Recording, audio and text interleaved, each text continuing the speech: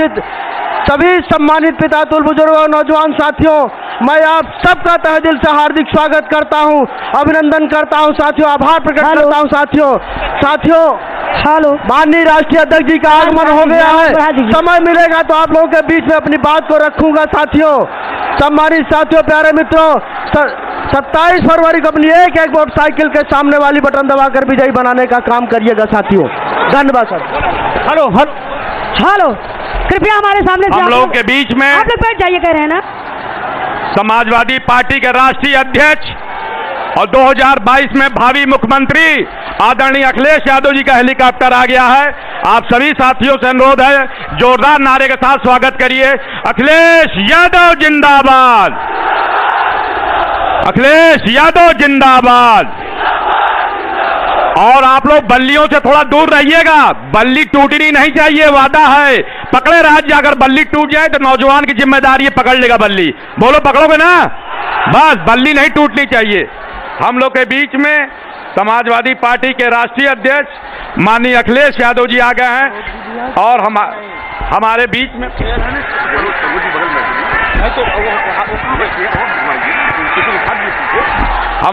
में माननीय राष्ट्रीय अध्यक्ष अखिलेश यादव जी आ गए। इनका हार्दिक स्वागत, अभिनंदन। और साथ में हमारे राष्ट्रीय महासचिव इंद्रजीत सरोज साहब भी आ गए हैं, उनका भी हार्दिक स्वागत और अभिनंदन है। और आप सभी से अनुरोध है, कृपा करके अनुशासन में रहें।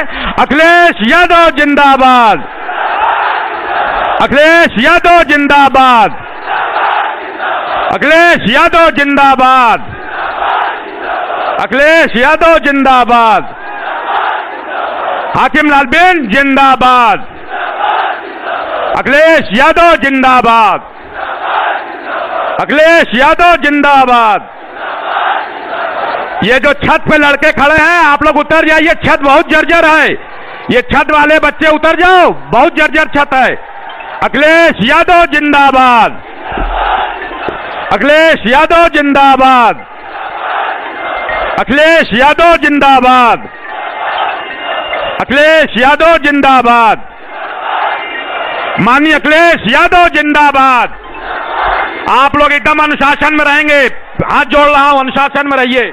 माननीय अखिलेश यादव जिंदाबाद, माननीय अखिलेश यादव जिंदाबाद, माननीय अखिलेश यादव जिंदाबाद, माननीय अखिलेश यादव जिंदाबाद।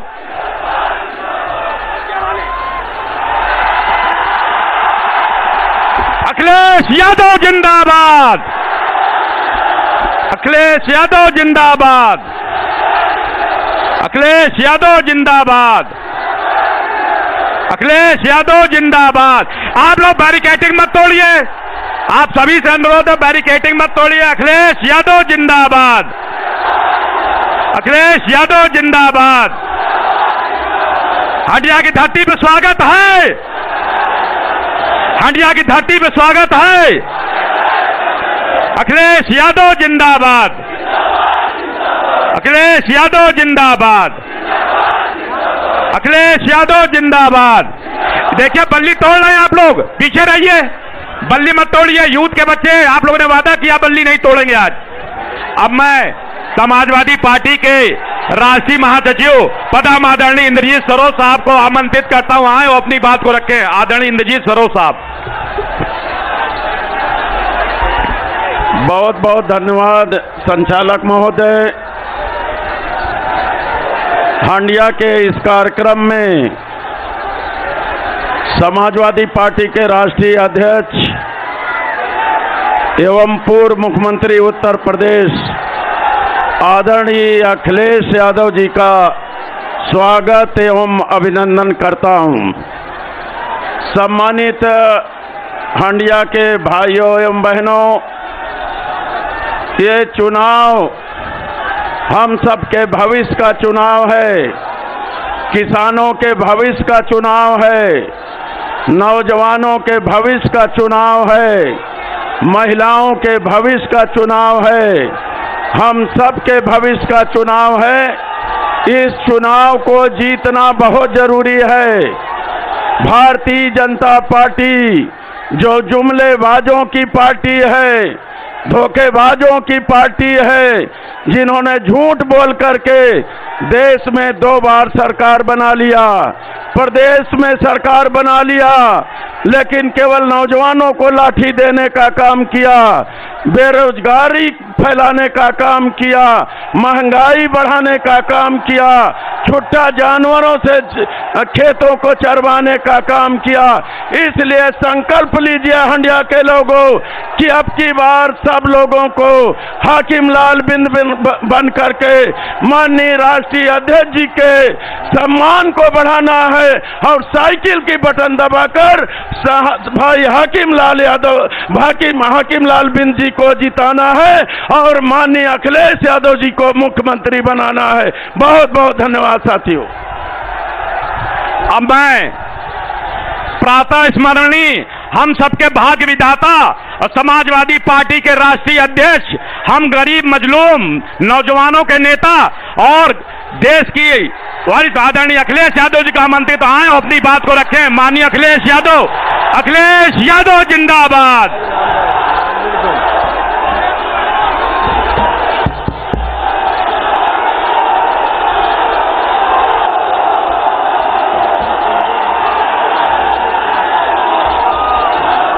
हमारे साथ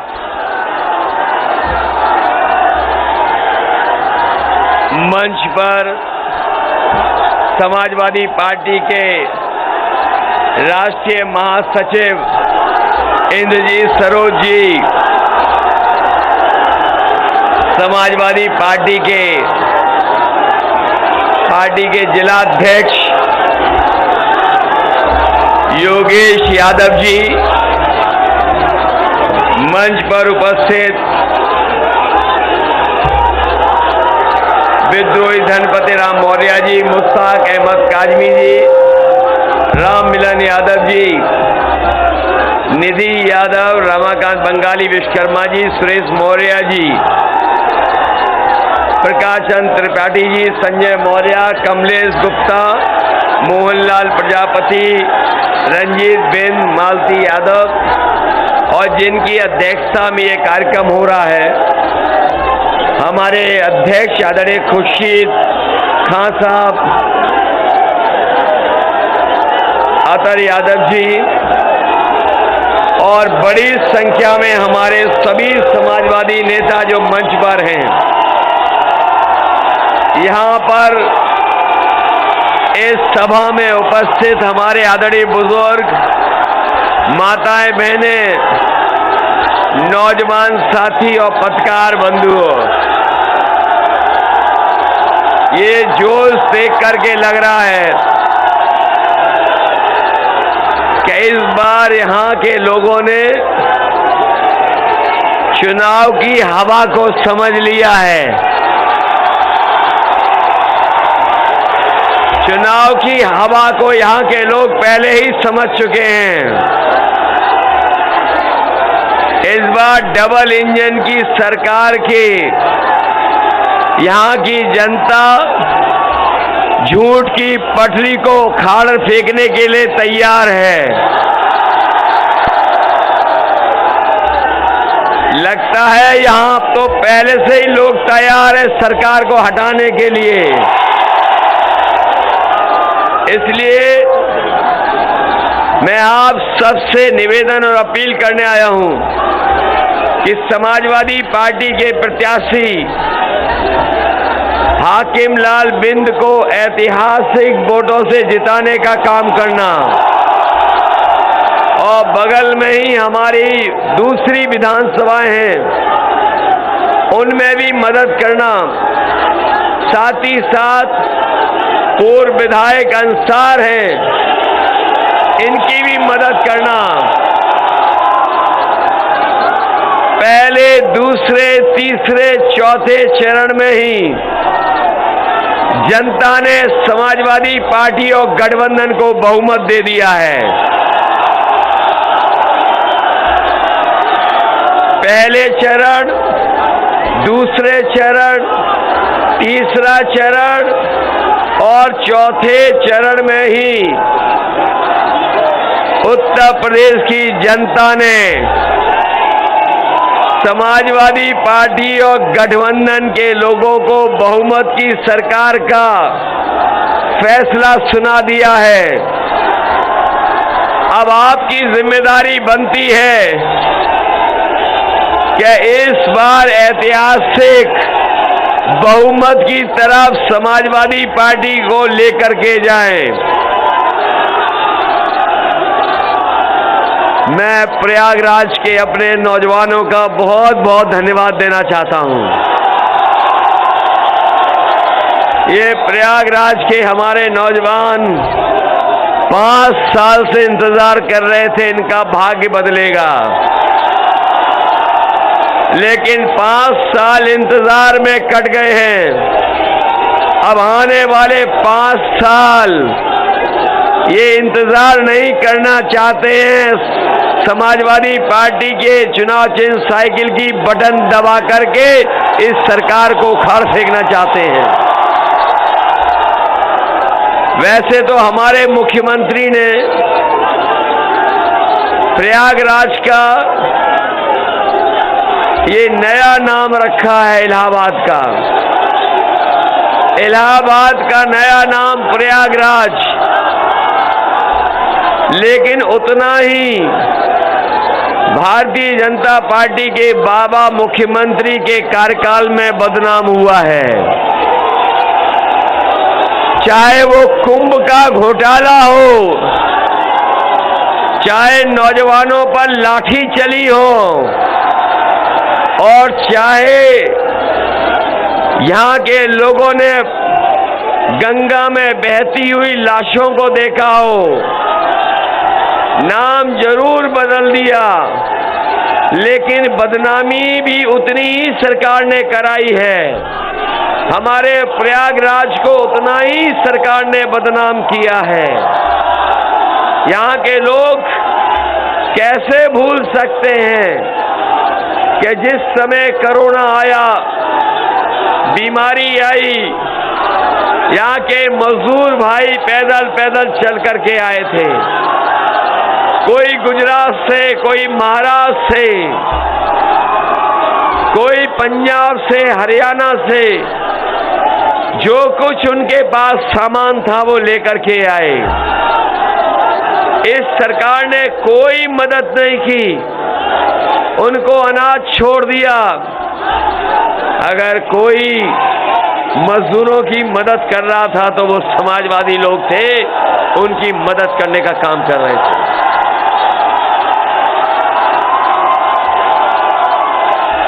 मदद समाजवादी लोग कर रहे थे। सरकार के लोग तो जनता को अनाज छोड़ करके चले गए। ये सरकार जो चल रही है, ये जो बाबा मुख्यमंत्री हैं, ये भूल गए कि अभी चुनाव तो 5वें चरण में प्रयागराज में जाना है। यहाँ के नौजवान इंतजार कर रहे हैं कि ये जो गर्मी निकाल रहे थे, जो गर्मी निकालने की बात कह रहे थे, इनकी इस बार इलाहाबाद प्रयागराज के नौजवान वोट डाल करके गर्मी निकालने का काम करेंगे। वैसे तो पहले ही ये ठंडे हो चुके हैं। जनता ने जब से वोट दिया इनके खिलाफ, ये बीजेपी के नेता और कार्यकर्ता ठंडे पड़ चुके हैं। मैं अपने नौजवानों से कहना चाहता हूं, ये वही नौजवान हैं जो अपने खेतों की भी रखवाली कर रहे हैं, और जब समय निकलता है इन्हें सुबह तो अपनी दौड़ लगा करके फौज की तैयारी भी करते थे। लेकिन नौजवान जानते हैं, ये गर्मी निकालने वाले ने, जो गर्मी निकालने वाले मुख्यमंत्री थे, उन्होंने पिछले 3 साल से फौज की नौकरी नहीं निकाली। 3 साल से वैकेंसी नहीं निकली। जो नौजवान सुबह दौड़ दौड़ करके तैयारी करते थे, उनकी उम्र बढ़ गई, उम्र की सीमा के बारे में भी नहीं सोच रहे हैं।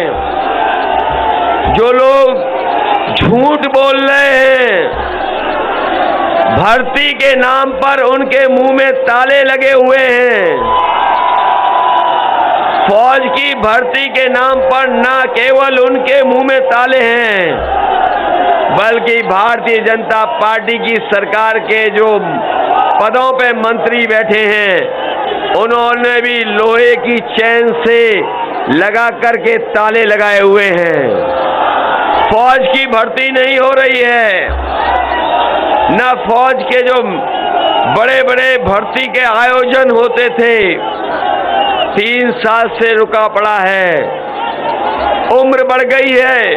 समाजवादी सरकार आएगी तो हम अपने नौजवानों को भरोसा दिला के जा रहे हैं कि फौज की भर्ती के लिए उत्तर प्रदेश की सरकार को जो भी सहयोग करना पड़ेगा, हम अपने नौजवानों के लिए भर्ती खुलवाएंगे। न केवल भर्ती फौज में, बल्कि पुलिस में भी जितने भी पद खाली हैं, बड़े पैमाने पर भर्ती करके नौजवानों को वर्दी पहनाने का काम समाजवादी सरकार में होगा। ये नौजवान नौकरी करना चाहते हैं, वर्दी पहन करके देश की सेवा करना चाहते हैं।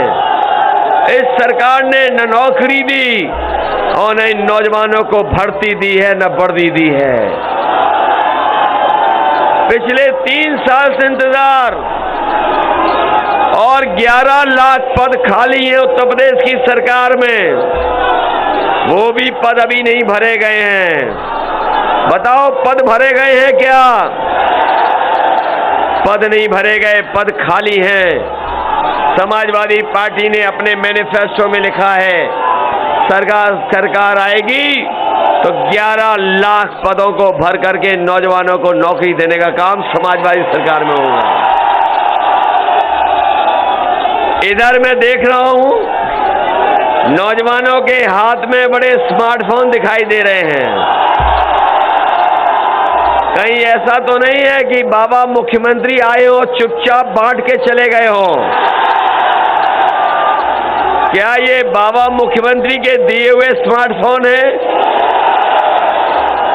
वो तो कह रहे थे कि 1 करोड़ स्मार्टफोन दिए हैं। न केवल स्मार्टफोन की बात कर रहे थे, वो तो लैपटॉप बांटने की भी बात कर रहे थे। लैपटॉप, बताओ, लैपटॉप मिला है किसी को? और बाबा मुख्यमंत्री देते भी क्यों आपको? वो तो खुद ही चलाना नहीं जानते। और इधर आपने उनकी एक तस्वीर देखी होगी सोशल मीडिया पर, वो खुद पश्चिम देख रहे हैं और जनता पूरब देख रही है। बताओ, तस्वीर देखी कि नहीं देखी? इससे पता लग रहा है कि वो स्मार्टफोन भी नहीं चला पाते हैं। और एक और उनके नेता हैं जो बहुत बड़े नेता हैं, वो डोर टू डोर जब प्रचार कर रहे थे, उस समय थूक लगा करके पर्चा दे रहे थे। अभी उन्होंने जो लैपटॉप पे बयान दिया है, उस बयान को सुनकर के जनता लोटपोट हो रही है। उन्होंने कहा कि जो 12वीं के बाद इंटर पास कर लेंगे उन्हें लैपटॉप देंगे। अरे शुक्र है उन्होंने ये नहीं कहा कि इंटर पास करने के बाद जो 10वें में एडमिशन ले लेंगे उन्हें लैपटॉप देंगे। बताओ, लैपटॉप नहीं दिया, स्मार्टफोन नहीं दिया। और ये इसलिए नहीं दे रहे हैं क्योंकि न केवल ये चलाना नहीं जानते, बल्कि आज के समय पर जो टेक्नोलॉजी में बदलाव हुआ है, उसके महत्व को भी नहीं समझते हैं। इनके नेताओं के आपने भाषण सुने होंगे, इनके नेताओं के भाषण सुने। इनके जो छोटे नेता हैं वो छोटा झूठ बोल रहे हैं, जो बड़े नेता हैं वो बड़ा झूठ बोल रहे हैं, और जो सबसे बड़े हैं वो सबसे बड़ा झूठ बोल रहे हैं। और आश्चर्य करने की बात तो ये है कि जो बीजेपी का बड़ा कार्यकर्ता है वो अपने से छोटे को झूठ बोल रहा है। जो छोटा नेता है वो अपने से छोटे नेता को झूठ बता रहा है। जो सबसे छोटा नेता है वो कार्यकर्ताओं को झूठ बता रहा है। बताओ झूठ बोल रहे हैं कि नहीं बोल रहे हैं? ये मैं भाषण सुन रहा था उनके बड़े नेताओं के। उनके महंगाई पर कोई बात नहीं कह रहे। महंगाई पर उनके मुंह में ताले लग गए हैं। जो डीजल पेट्रोल महंगा है, जनता सवाल पूछ रही है, तो वो दूर दूर से प्रचार कर रहे हैं, दूर दूर से। अब महंगाई को लेकर के जनता के पास नहीं जा रहे हैं। बताओ महंगाई बढ़ गई कि नहीं बढ़ गई? पहले तो ये कहते थे कि हवाई चप्पल वाला हवाई जहाज में बैठेगा। ये कहा था कि नहीं कहा था? और जब से सरकार में आए हैं डीजल और पेट्रोल की कीमत बढ़ा दी इन्होंने। आज हमारे गरीबों की गाड़ी नहीं चल पा रही है, मोटरसाइकिल नहीं चल पा रही है। बताओ महंगाई बढ़ा दी कि नहीं बढ़ा दी? जो हवाई चप्पल पहनने वालों को हवाई जहाज में बैठा रहे थे, उन्होंने देश के सब हवाई जहाज बेच दिए। हवाई जहाज जहां खड़े होते थे वो हवाई अड्डे बेच दिए, पानी के जहाज बेच दिए, बंदरगाह बेच दिया, और जहां रेलगाड़ी थी रेलगाड़ी बिक रही हैं, और रेलगाड़ी के साथ साथ रेलवे स्टेशन भी बेच रहे हैं। और वो इसलिए बेच रहे हैं, आपने वो पुरानी कहावत सुनी होगी, न रहेगा बांस न रहेगा बांस, जब सब बिक जाएगा तो ना नौकरी देनी पड़ेगी और ना आरक्षण देना पड़ेगा। बताओ इसीलिए बेच रहे हैं कि नहीं बेच रहे हैं? कि नौकरी न देनी पड़ जाए, आरक्षण न देना पड़ जाए। ये कह रहे हैं कि हम पिछड़ों का बहुत सम्मान करते हैं, दलितों का बहुत सम्मान करते हैं। बताओ हमारे नौजवानों, आप पढ़े लिखे हो, जो आईएएस बनाए गए हैं बिना परीक्षा वाले, बताओ उसमें से पिछड़े, दलित और अल्पसंख्यकों में से कितने बने हैं? जो बड़े पदों पे बैठा दिए गए, वो बताओ आपके बीच से कोई बना हो तो बता दो, कोई पिछड़ा बना हो बता दो, कोई अल्पसंख्यक बना हो तो बता दो, कोई दलित बना हो तो बता दो। और बड़ी बड़ी यूनिवर्सिटियों में पता कर लेना आप, जो वाइस चांसलर बन रहे हैं वो भी आपके बीच में नहीं बन रहे हैं, आपके बीच के नहीं हैं वो लोग। और जो दिल्ली सरकार कर रही है वही उत्तर प्रदेश की सरकार करना जा रही है। बताओ उत्तर प्रदेश की भी सरकार करेगी तो आपको परीक्षा और आपको जो आईएएस देखने का सपना, पीसीएस देखने का सपना भी ये भारतीय जनता पार्टी के लोग खत्म कर देंगे। ये बड़ा आरोप लगाते हैं, समाजवादियों पे बहुत आरोप लगाते हैं ये दिल्ली वाले बड़े बड़े नेता, कि इनकी सरकार बनती है तो कुछ ही लोगों को फायदा होता है। हम समाजवादी पार्टी के लोग कह के जा रहे हैं, अभी हम प्रयागराज से आ रहे हैं, गंगा को और संगम को देखते आ रहे हैं। इन्होंने तो माँ गंगा को साफ करने की बात कही थी, माँ गंगा को नहीं साफ किया। आज भी माँ गंगा वैसी है जैसी पहले थी। और बताओ, माँ गंगा ने वो लाशें वापस कर दी थी कि नहीं कर दी थी? क्या वो बातें भूल जाओगे? यहाँ हजारों लाशें बह रही थी माँ गंगा में।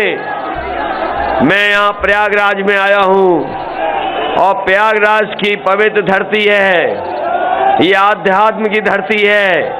मैं आपको भरोसा दिलाता हूँ कि समाजवादी सरकार जब बनेगी तो 3 महीने के अंदर जाति जनगणना कराने का काम भी समाजवादी लोग करेंगे। और इसलिए करेंगे कि हमारे और आपके बीच में कोई भेदभाव ना हो। जातियों को गिन करके आबादी के हिसाब से उनको हक सम्मान मिल जाए, सबको स्थान मिले, सबको सम्मान मिले। यही समाजवादी लोग आने वाले समय में सरकार में करने जा रहे हैं। इधर मैं देख रहा हूं, बड़ा अच्छा नारा लगाया है, मठाधीश तुम मठ में जाओ, मठाधीश तुम मठ में जाओ। लगता है उन्होंने पहले ही लखनऊ से गोरखपुर की टिकट बुक कर ली हवाई जहाज की। इधर वो हमसे कहते हैं कि हम 12 बजे सो के उठते हैं। ये 12 बजे उठने की बात कही, तब से हमने भी उनके घर पर नजर रखना शुरू कर दिया है। उन्होंने कहा कि हम 12 बजे सो के उठ जाते हैं। पता नहीं बाबा मुख्यमंत्री कहां से देखते हैं ये सब चीजें। और जब से उन्होंने ये कहा तब से हमने भी उनके घर पर नजर रख दी है। और आजकल मैं देखता हूं कि शाम को मुख्यमंत्री आवास पर धुआं उड़ता नजर आता है। ये धुआं उड़ रहा है आजकल। अभी 2-3 दिन पहले मैं देख रहा था कि पुताई वाले लोग मुख्यमंत्री आवास में जा रहे थे। हमने जानकारी करवाई ये क्यों जा रहे हैं पुताई वाले, तो पता लगा कि धुएं के दाग को मिटाने के लिए पुताई वाले मुख्यमंत्री आवास में जा रहे हैं। बताओ बाबा जी जा रहे हैं कि नहीं जा रहे हैं? इसलिए हम आपसे कहना चाहते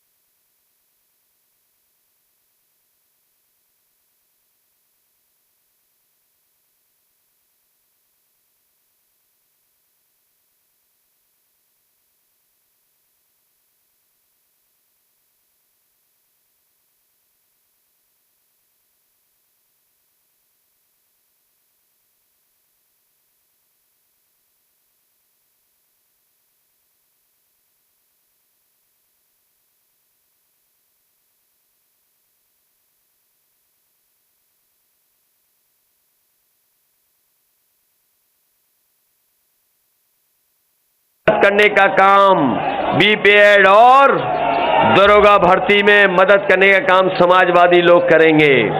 साथ ही साथ शिक्षा मित्र हैं जिनका हम समाजवादियों ने सम्मान देने का काम किया था, लेकिन जब से ये बीजेपी की सरकार आई है उनको भी अपमानित कर दिया है।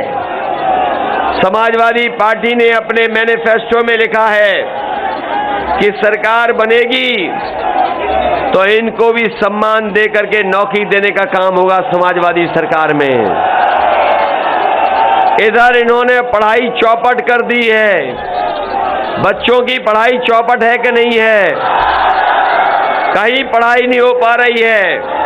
ये भविष्य को बर्बाद कर रहे हैं। पढ़ाई को सही तरीके से और अच्छे इंतजाम करने का काम समाजवादी लोग करेंगे। जब से समाजवादियों ने कहा है कि 300 यूनिट बिजली फ्री होगी,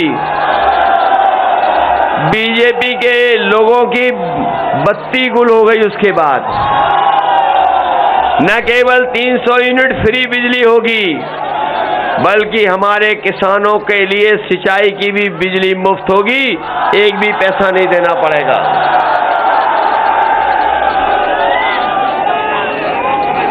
एक भी पैसा नहीं देना पड़ेगा 300 यूनिट के लिए। वहीं हमारे 69,000 शिक्षक आरक्षण घोटाला वाले जानते होंगे, 5 साल इन्हें लड़ना पड़ा, 5 साल लगातार लड़ते रहे, इनको न्याय नहीं मिला है।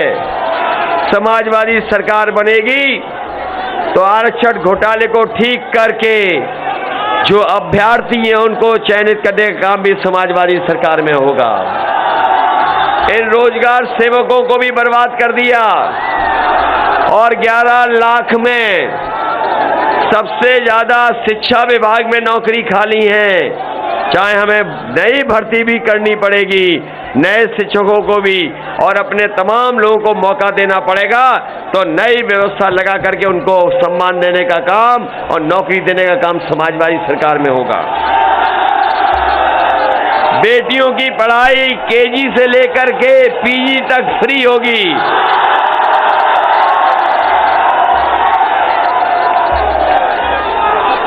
न केवल पढ़ाई बल्कि 12वां पास जो हमारी बेटी और बहन होगी उसको कन्या विद्याधन 36,000 रुपए देने का काम भी समाजवादी सरकार में होगा।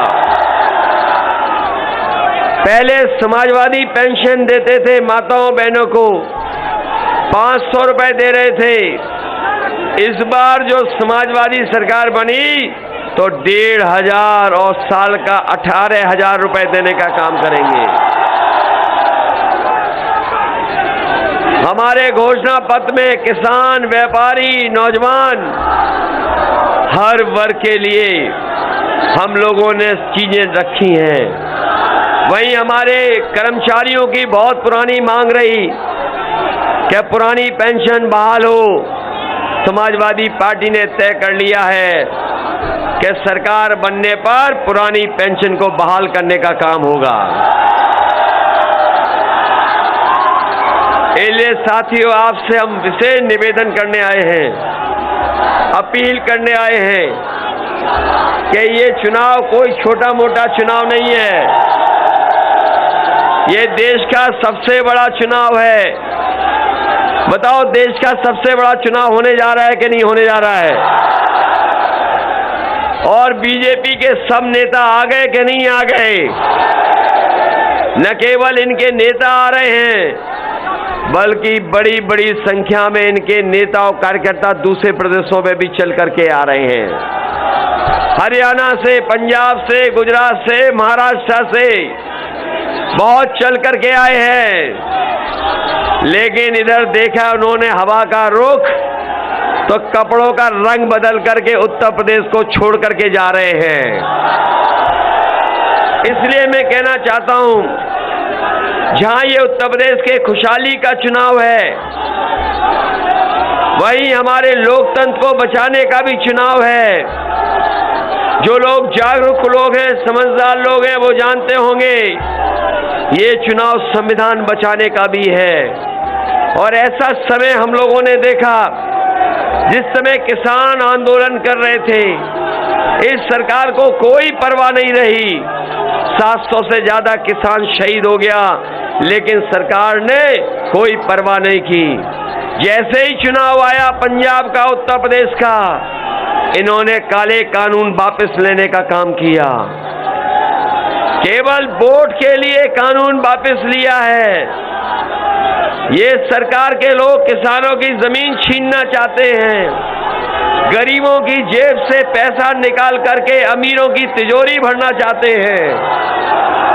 और इसीलिए मैंने पहले भी कहा था और आज फिर कहता हूं कि भारतीय जनता पार्टी के प्रत्याशी अगर कान पकड़ करके 700 बार भी उठक बैठक लगाएंगे तब भी हमारा किसान इन्हें माफ करने वाला नहीं है। अभी इनके एक विधायक ने उठक बैठक लगाई है, ये बीजेपी के लोग चुपचाप जाकर के माफी भी मांग रहे हैं। बताओ माफ तो नहीं कर दोगे इनको? इनको माफ नहीं, उत्तर प्रदेश से साफ कर देना इस बार इनको। बताओ साफ करोगे क्या नहीं करोगे? उत्तर प्रदेश से इन्हें हटाओगे कि नहीं हटाओगे? ये अब महंगाई और बेरोजगारी पर कुछ नहीं बोल रहे हैं। महंगाई और बेरोजगारी पर, कारखानों को बेचने पर, उद्योगपतियों के पैसे लेकर भागने पर, इनके मुंह में इनके सब नेताओं के बड़े बड़े ताले लग गए हैं, बड़े बड़े ताले।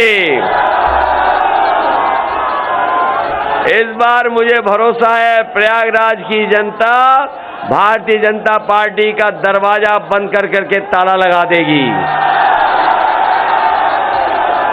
और इधर एक बड़ा फेमस गाना हुआ है, काबा बाबा काबा। क्या गाना है वो? बड़ा फेमस हो गया इस बार गाना।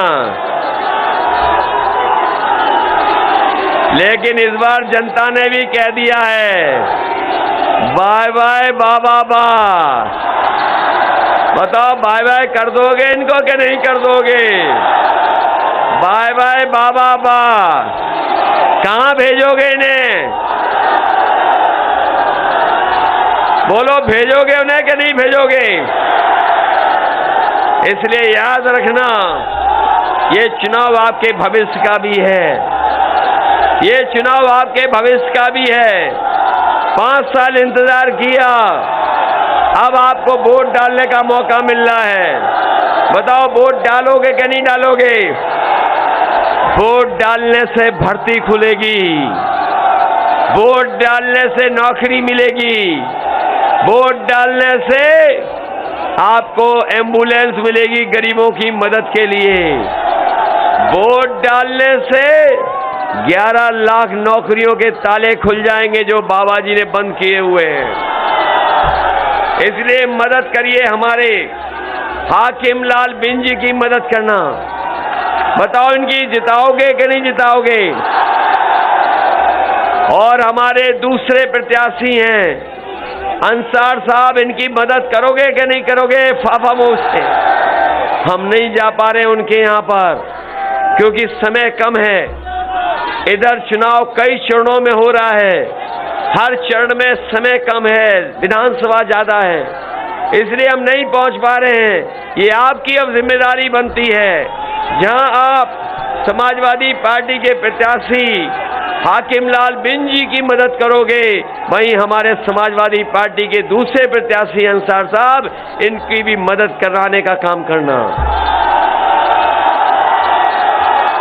तो ये मान लें कि प्रयागराज से सब सीटें जीतने जा रहे हैं।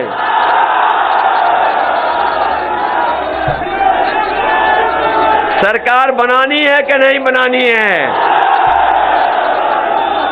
जिन्होंने डीजल पेट्रोल महंगा कर दिया, इनको सबक सिखाओगे कि नहीं? जिन्होंने रोजगार छीन लिए, आरक्षण में घोटाला कर दिया, उन्हें सबक सिखाओगे कि नहीं सिखाओगे? बताओ जाति जनगणना कराना चाहते हो कि नहीं कराना चाहते हो? और ये इसलिए होना चाहिए कि जो हम पे और आप पर आरोप लगते हैं वो आरोप बंद हों, आरोप नहीं लगे और सबकी आबादी के हिसाब से उनको हक सम्मान भी मिले, स्थान भी मिले। इसलिए इस चुनाव में साइकिल की मदद करना।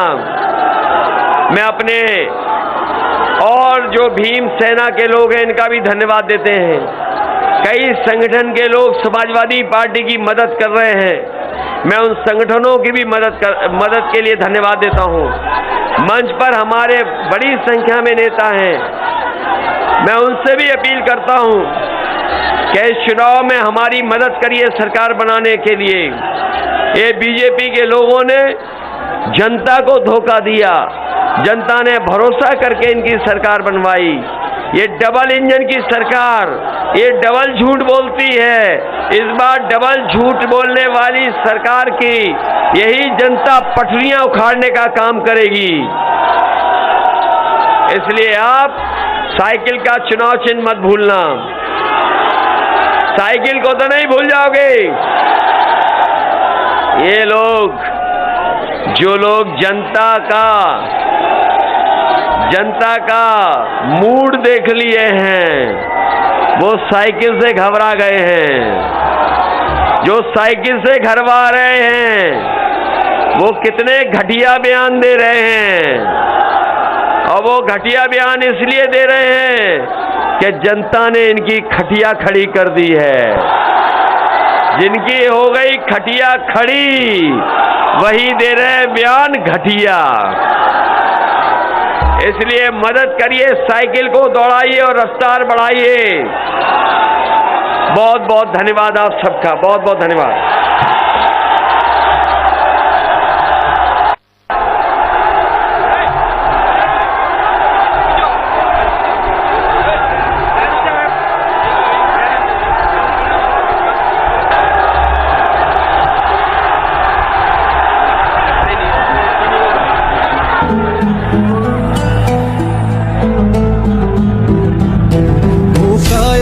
बस कर्मों का